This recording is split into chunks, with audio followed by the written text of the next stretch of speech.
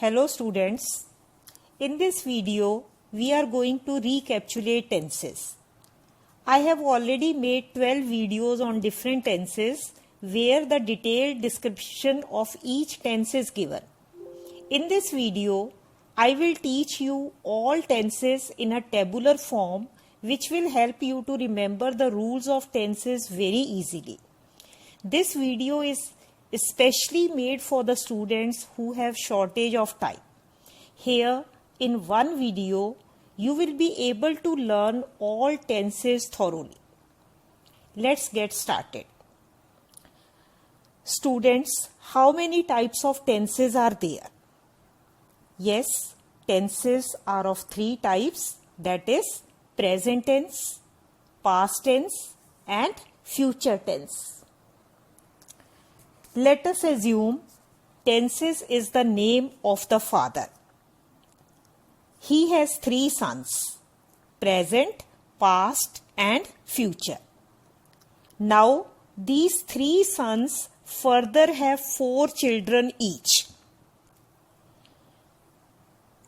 Names of children of present are present indefinite, present continuous, present perfect and present perfect continuous. उसी तरह से past के भी 4 बेटे या बेटियां हैं.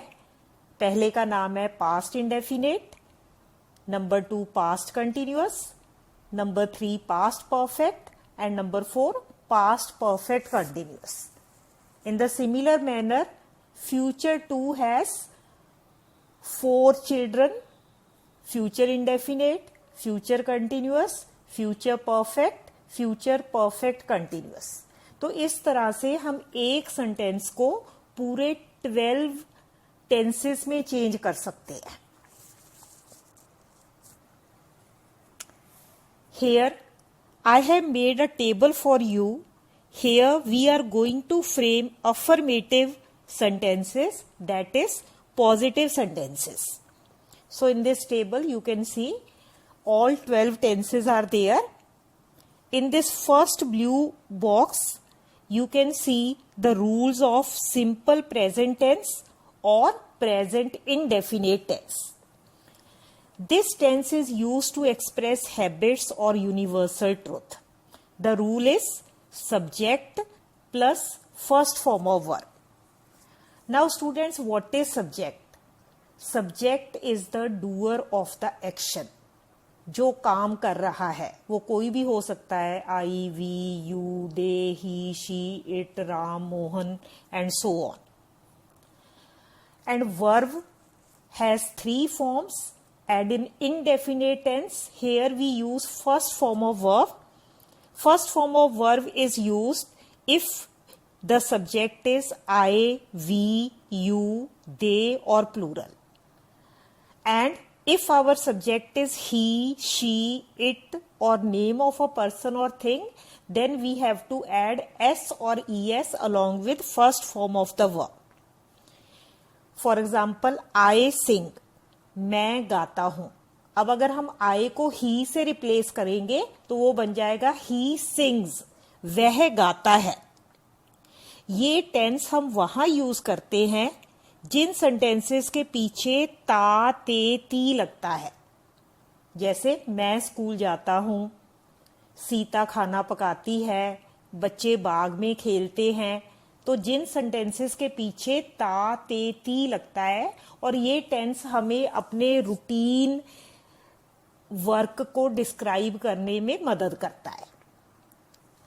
Next tense is past indefinite tense or simple past tense. Here we use second form of verb after subject. And students, please remember this is the only tense where we use second form of verb. For example, I sang. मैंने गाया. Next tense है future indefinite tense. यहां हमें subject के बाद शैल या will लगाना होता है और उसके बाद हम first form of verb add करते हैं. फॉर एग्जाम्पल, आई शैल सिंग. मैं गाऊंगा, यानी जो काम फ्यूचर में होगा। मोहन खेलेगा। तो जिन सेंटेंसेस के पीछे गा, गे, गी लगता है वहां हम सिंपल फ्यूचर टेंस का प्रयोग करते हैं। अब इस टेबल को अगर हम एक नजर देखते हैं तो देखिए आपको रूल्स याद करने में कितनी आसानी होती है। यहां प्रेजेंट इंडेफिनेट टेंस में फर्स्ट फॉर्म ऑफ वर्ब लगती है, पास्ट इंडेफिनेट टेंस में V2 यानी सेकंड फॉर्म ऑफ वर्ब लगती है, और फ्यूचर इंडेफिनेट टेंस में फिर से हम फर्स्ट फॉर्म ऑफ वर्ब का यूज करते हैं, पर उसके आगे हम शैल या विल लगा देते हैं। और फ्यूचर एक्सप्रेस करने के लिए हम शैल आई और वी यानी फर्स्ट पर्सन के साथ यूज करते हैं, और विल सेकंड और थर्ड पर्सन के साथ यूज करते हैं। और इसके यूज में कुछ एक्सेप्शंस भी हैं। वो बच्चे मैंने पहले जो वीडियोस बनाई हैं वहां पे डिटेल में सारा कुछ बताया है, तो उन वीडियोस का लिंक मैं डिस्क्रिप्शन बॉक्स में शेयर कर दूंगी। If you want to know something more in detail then you can watch those videos. Now let us talk about continuous tense. Continuous means the action which is going on, काम जो चल रहा है। Present continuous tense the rules are subject plus is और am और are plus first form of verb plus ING. First form of verb के साथ जब हम आईएनजी जोड़ देते हैं उसे हम प्रेजेंट पार्टिसिपल भी कहते हैं। आप चाहे फर्स्ट फॉर्म प्लस आईएनजी कहो चाहे प्रेजेंट पार्टिसिपल कहो, वो एक ही चीज है। और यहां जो एम है वो हमेशा आई के साथ यूज होता है, और जो आर है वो वी, यू, दे और प्लूरल के साथ यूज होता है, और जो इज है वो he, she, it, name of a person or thing के साथ यूज होता है। For example I am singing, मैं गा रहा हूं। तो प्रेजेंट कंटिन्यूअस टेंस हम वहां यूज करते हैं ये जिन सेंटेंसेस के पीछे रहा है, रही है या रहे हैं का प्रयोग होता है। Next is past continuous tense. अब पास्ट कंटिन्यूअस टेंस में रूल क्या है? सब्जेक्ट यानी कर्ता प्लस वॉज और were plus present participle, that is first form of verb plus ING. For example I was singing, मैं गा रहा था। तो पास्ट कंटिन्यूअस टेंस वहां यूज करना है, यहां पे आपने रहा था, रही थी या फिर रहे थे का यूज करना होता है। सो isn't it simple? Present continuous में इज एम आर लगता है प्रेजेंट पार्टिसिपल के साथ, पास्ट कंटिन्यूअस टेंस में वॉज और वर लगता है प्रेजेंट पार्टिसिपल के बाद। उसी तरह से फ्यूचर कंटिन्यूअस टेंस, इसके रूल्स क्या हैं? सब्जेक्ट प्लस शेल और will plus be plus present participle.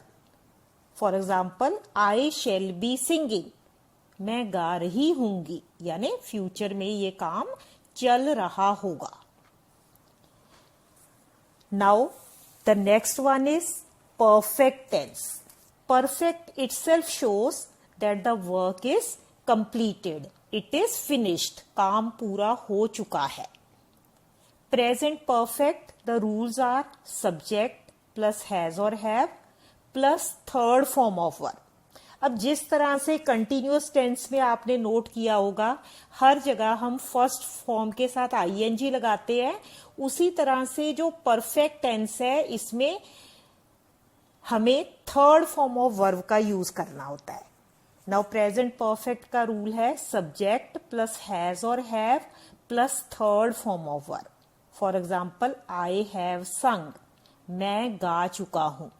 तो ये टेंस वहां यूज होता है, यहां आपने चुका है, चुकी है या चुके हैं का प्रयोग करना होता है, यानी जो काम अभी अभी पूरा हो चुका है। उसी तरह से पास्ट परफेक्ट टेंस, ये हम वहां यूज करते हैं जिन सेंटेंसेस में आपने चुका था, चुकी थी या चुके थे का प्रयोग करना होता है. The rule is subject plus had plus third form of verb. Now this tense is very simple. Present perfect में तो आपको देखना होता है कि हैज कहाँ लगाएंगे और हैव कहाँ लगाएंगे, पर यहां पे सारे के सारे सब्जेक्ट्स के साथ हैड का यूज होता है. आई हैड संग, मैं गा चुका था. Now future perfect tense. Future perfect यानी फ्यूचर में, भविष्य में किसी समय तक जो काम पूरा हो चुका होगा. तो इसके रूल्स क्या हैं? Subject plus shall or will plus have plus third form of verb. और यहां आपने याद रखना है फ्यूचर परफेक्ट टेंस में हैव ही यूज होता है. गलती से भी इसमें हैज या हैड नहीं लगाना है. For example, I shall have sung, मैं गा चुका हूंगा. Now next tense is perfect continuous tense. अब इस टेंस को परफेक्ट भी कहा जाता है. परफेक्ट यानी काम पूरा हो चुका है, कंटिन्यूअस यानी काम चल रहा है. तो इस टेंस को हम परफेक्ट कंटिन्यूअस क्यों कहते हैं? इसमें हम एक एग्जांपल लेते हैं. For example, I have been playing in the park since morning, मैं सुबह से पार्क में खेल रहा हूं. इसका मतलब क्या है? आपने सुबह खेलना शुरू किया था, अब तक आप खेल चुके हो, पर अभी भी आप खेल रहे हो. यानी कुछ हिस्सा काम पूरा हो चुका है पर अभी भी वो चल रहा है. इस वजह से इसे परफेक्ट कंटिन्यूअस टेंस कहा जाता है. Now let us see the rules of present perfect continuous tense. Subject plus has और हैव. यहां पे बेटा हैज हम थर्ड पर्सन सिंगुलर फॉर्म के साथ यूज करते हैं, यानी कि he she it, name of a person or thing. और जो हैव है वो फर्स्ट पर्सन यानी आई वी, सेकंड पर्सन यानी यू, और थर्ड पर्सन दे या प्लूरल के साथ किया जाता है. For example, I have been singing for 2 hours, मैं 2 घंटों से गा रहा हूं. यानी 2 घंटे आप गा चुके हो और अभी भी आप गा रहे हो. अब कंटिन्यूअस टेंस और परफेक्ट कंटिन्यूअस टेंस में यही फर्क होता है कि इसमें हम टाइम शो करने के लिए फॉर या सिंस का यूज करते हैं. फॉर कहाँ यूज होता है और सिंस कहाँ यूज होता है, ये जानने के लिए आप मेरी प्रेजेंट परफेक्ट कंटिन्यूअस टेंस की जो वीडियो है वहां चेक कर सकते हो. Next is past perfect continuous tense. Here the rules are subject plus had been plus first form of verb plus ING. For example, I had been singing for 2 hours, मैं 2 घंटों से गा रहा था. Next is future perfect continuous tense. Here the rules are subject plus shall or will plus have been plus first form plus ING. For example, I shall have been singing for 2 hours, मैं 2 घंटों से गा रहा हूंगा. Students, hope you are able to understand tenses well, and please hit the thumbs up icon if you like this video, and if you are new viewer, please subscribe to my channel and tap the bell icon which will help you to have access to my videos. And students, let me remind you to give comments because your likes and comments are very important for me. I get motivation when I see your comments to make better videos in future. Now let's move ahead. How to frame negative sentences. इससे पहली slide में हमने देखा था हम किस तरह से एक सेंटेंस को 12 एफर्मेटिव सेंटेंसेस में बदल सकते हैं, और यहाँ पे हम सीखेंगे कि उनको नेगेटिव यानी नावाचक वाक्य उनसे कैसे बनाए जा सकते हैं। Now framing negative sentences is very simple work. Here let us see present indefinite tense. In present indefinite, what you have to do is, after subject you have to add do or does plus not plus first form of verb. और बच्चे यहाँ पे do हम उन subjects के साथ use करते हैं, यहाँ पे हमने first form of verb use की थी, और डज वहां लगता है, यहाँ पे हमने फर्स्ट फॉर्म के बाद एस और ईएस लगाया था। फॉर एग्जाम्पल आई सिंग, उसका नेगेटिव क्या बनेगा? I do not sing. He sings, तो इसका नेगेटिव क्या बनेगा? He does not sing. मैं नहीं गाता हूं, वह नहीं गाता है। तो इस टेंस में नॉट से पहले हमें डू और डज लगाना होता है। Same way next is subject plus did not plus first form of verb. So past indefinite tense में हमें did not का यूज करना होता है, and as did is the second form of do, तो उसके बाद जो वर्ब हमने सेकेंड फॉर्म में यूज की थी उसे हम फर्स्ट फॉर्म में कन्वर्ट कर देंगे, क्योंकि हम ऑलरेडी डिड लगा चुके हैं। For example I did not sing, ये किसका नेगेटिव है? आई सैंग का नेगेटिव है। तो वहां पे हमने second form of verb use की थी, यहां पे हमने उसे कन्वर्ट करके सिंग यानी फर्स्ट फॉर्म में चेंज कर दिया है। इसके बाद जितने भी अपने टेंसेज हैं उसको नेगेटिव में कन्वर्ट करने के लिए आपने क्या करना है? जो भी अपनी हेल्पिंग वर्ब थी, सब्जेक्ट के बाद हम हेल्पिंग वर्ब यूज करते हैं, जैसे कि यहां पे शेल विल है, शेल विल के बाद नॉट लग जाएगा, I shall not Singh.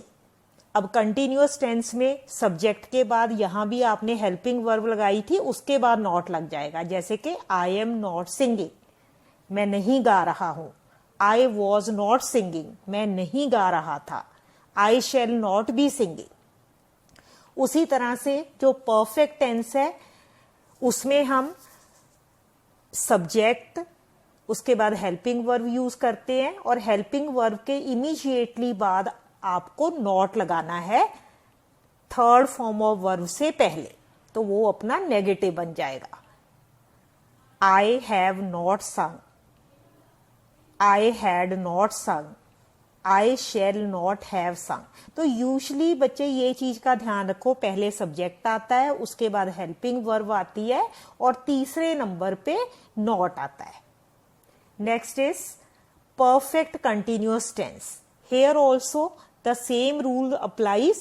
Subject, उसके बाद helping verb, और उसके बाद तीसरे नंबर पे not लगेगा, then been, then first form of verb, then ing. So it is very very simple. किसी भी सेंटेंस को नेगेटिव में कन्वर्ट करने के लिए सिर्फ प्रेजेंट इंडेफिनेट में आपको अपनी तरफ से डू और डज लगाना पड़ता है नॉट से पहले, और पास्ट इंडेफिनेट में डिड लगाना पड़ता है। बाकी सभी सब्जेक्ट्स में हेल्पिंग वर्ब ऑलरेडी है, बस उसके बाद आपने क्या करना है? नॉट लगा देना है। तो ये सारे अपने 12 नेगेटिव सेंटेंसेस बन गए। Now let's move on to interrogative statements. Interrogative statement यानी जब आपने किसी सेंटेंस को क्वेश्चन में कन्वर्ट करना है। Now again this is very simple. एक बार आप एफर्मेटिव के रूल समझ गए, उसके बाद कुछ भी मुश्किल नहीं है। अब इसमें हमें क्या करना है? जो हेल्पिंग वर्ब है उसे हम उठा के सब्जेक्ट से पहले ले आएंगे। प्रेजेंट इंडेफिनेट के रूल क्या है? डू और does plus subject plus first form of verb and s or es wherever applicable and in the end question mark। क्योंकि ये इंटेरोगेटिव सेंटेंसेस है, यहां पे सेंटेंस के पीछे क्वेश्चन मार्क लगाना बहुत जरूरी है। उसी तरह से पास्ट इंडेफिनेट में डिड आगे आ जाएगा। अब क्योंकि ये फर्स्ट वर्ड है इसलिए इसका फर्स्ट लेटर जो हेल्पिंग वर्ब का होता है वो हमें कैपिटल यूज करना है। Did plus subject plus first form of verb, then question mark. Did I sing? उसी तरह से फ्यूचर इंडेफिनेट में shall और will को आगे ले आएंगे. shall और will plus subject plus first form of verb and then question mark. shall I sing? question mark. क्या मैं गाऊंगा? उसी तरह से कंटिन्यूअस टेंस में हमारी जो हेल्पिंग वर्ब है इज, एम, आर, वो आगे आ जाएगी और एंड में क्वेश्चन मार्क लग जाएगा और कुछ भी नहीं करना है. पास्ट कंटिन्यूअस में वॉज वर्ब को उठा के आगे ले आएंगे, उसके बाद सब्जेक्ट, फिर प्रेजेंट पार्टिसिपल और एंड में question mark. Same way future continuous tense में शेल और विल आगे आ जाएगा और एंड में क्वेश्चन मार्क लगा देंगे. Shall I be singing. उसी तरह से परफेक्ट टेंस आ गया. यहां पे भी आपने हैज और हैव को उठा के सब्जेक्ट के आगे ले आना है. हैज और have plus subject plus third form of verb and after that question mark. Have I sung? Question mark. क्या मैं गा चुका हूं? सेम वे पास्ट परफेक्ट में हैड आगे आ जाएगा, एंड में क्वेश्चन मार्क लग जाएगा और फ्यूचर परफेक्ट टेंस में फिर से शेल और विल आगे आ जाएगा और एंड में क्वेश्चन मार्क लग जाएगा. Same way in perfect continuous tense, यहां भी हेल्पिंग वर्ब आगे आएगी और जो फर्स्ट लेटर है वो हमेशा कैपिटल होगा और एंड में हमें क्वेश्चन मार्क लगा देना है और कुछ भी नहीं है इसमें. Have I been singing for 2 hours? Question mark. Past perfect continuous में बन जाएगा had I been singing for 2 hours? Question mark. और फ्यूचर परफेक्ट कंटिन्यूअस में बन जाएगा shall I have been singing for 2 hours and then question mark. Now let us learn how to convert these into negative interrogative statements. अब इसमें बेटा negative भी है और इंटेरोगेटिव भी है. इससे पहली स्लाइड में आप इंटेरोगेटिव में कैसे कन्वर्ट किया जाता है किसी सेंटेंस को वो सीख चुके हो और नेगेटिव इंटेरोगेटिव में इसको चेंज करना बहुत सिंपल है. बस जो आपने इंटेरोगेटिव सेंटेंस बनाया था उसमें सब्जेक्ट के बाद आपको नॉट लगा देना है और एंड में क्वेश्चन मार्क लगा देना है. प्रेजेंट इंडेफिनेट देखते हैं. डू और डस प्लस सब्जेक्ट, ये हमने इंटेरोगेटिव में भी किया था. बस सब्जेक्ट के बाद क्या होगा? नॉट लग जाएगा. Then first form of verb और एंड में question mark. For example do I not sing? क्या मैं नहीं गाता हूं? और एंड में question mark. Same way past indefinite में डिड प्लस सब्जेक्ट और सब्जेक्ट के बाद नॉट लग जाएगा plus first form of verb then question mark. Did I not sing? तो इस तरह से आप ये सभी में देखोगे जब भी हमें नेगेटिव इंटेरोगेटिव में किसी चीज को कन्वर्ट करना है पहले हेल्पिंग वर्ब आएगी, उसके बाद सब्जेक्ट आएगा, उसके बाद नॉट आएगा plus main verb and then question mark. Isn't it that simple? So, अब बच्चे हमने क्या देखा है, कोई भी सेंटेंस अगर आपको दे दिया जाए उसे आप 12 एफर्मेटिव के सेंटेंसेस, 12 नेगेटिव के सेंटेंसेस, 12 इंटेरोगेटिव के सेंटेंसेस और फिर 12 नेगेटिव इंटेरोगेटिव के सेंटेंसेस, यानी एक सेंटेंस को हम 48 12 इंटू 4 48 सेंटेंसेस में चेंज कर सकते हैं. अब जब आप एक सेंटेंस को 48 ढंग से लिखना सीख जाओगे तो मुझे नहीं लगता आपको टेंसेस में कोई भी प्रॉब्लम आने वाली है. And once you have learn tenses properly, because this is the base of English, then you will be able to solve each and everything, whether it is active passive, whether it is narration, very easily. So I would request you to go through the rules very thoroughly. और ये जो मैंने आपके लिए tables बनाए हैं आप इन tables का प्रिंट आउट भी ले सकते हो. And wherever you spend maximum time, may it be your room, near your TV, in front of your study table, just paste that chart. Whenever you are sitting free, simply have a look at that chart और बिना कोई time waste किए आप बड़ी आसानी से इसके rules learn कर लेंगे. And I assure you, if you have mastery over tenses, आपको इंग्लिश सीखने से कोई भी नहीं रोक सकता है. And I hope students you would have understood the rules of tenses properly. Now here I have given you exercise. Question 1 is fill in the blanks using the most appropriate words from the given options. तो इससे पहले आपको एक tense दिया जाता था और आपने उसमें वही रूल्स कन्वर्ट करने लिखने होते थे.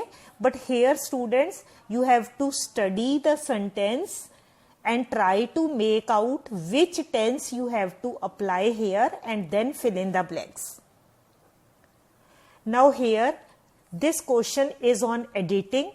यहाँ पे हर लाइन में एक वर्ड गलत है and of course it is based on tenses. आपने क्या करना है, उस गलत वर्ड को, इनकरेक्ट वर्ड को लिख के उसकी जगह जो करेक्ट वर्ड है वो आगे लिखना है और अपने आंसर को अंडरलाइन करना है.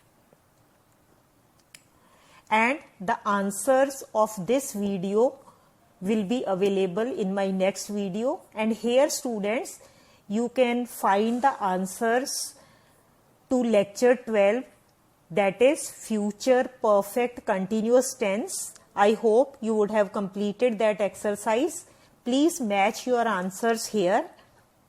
And thank you very much for watching this video. And for more such videos, kindly subscribe to my channel.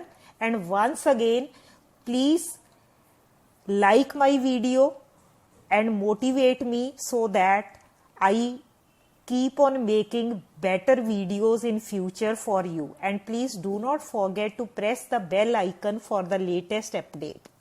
Thank you.